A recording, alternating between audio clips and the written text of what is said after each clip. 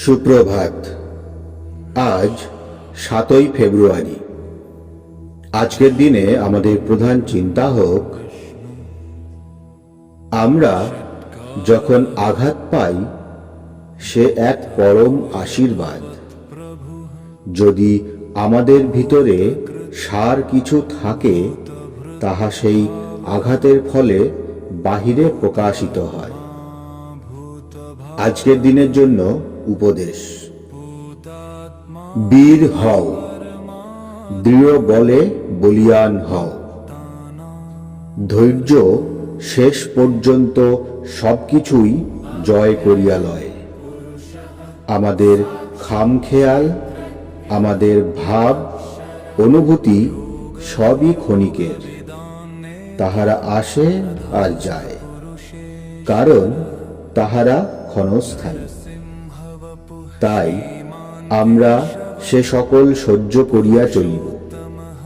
সাক্ষীর মতো হইয়া তাহাদের দিকে তাকাইব।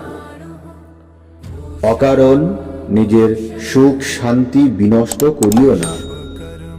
নিজের প্রতি বিশ্বাস কখনো হারাইও না।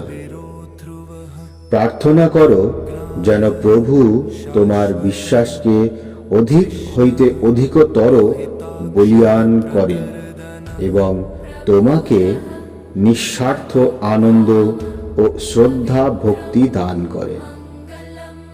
আসুন আজকের দিনে আমরা প্রার্থনা করি, হে সনাতন প্রভু, তুমি আমার মধ্যে এমন জ্ঞান জাগ্রত করো যেন আমি একমাত্র তোমারই মধ্যে আমার নিরাপত্তা খুঁজিয়া পাই।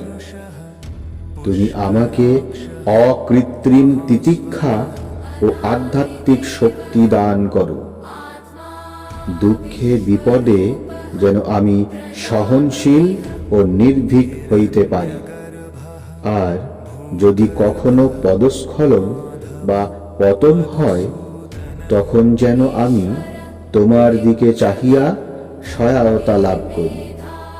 তোমার আশীর্বাদে আমার যেন নতুন সাহস ও নবজীবন লাভ হয়। প্রণাম। জয়তু শ্রীরাম।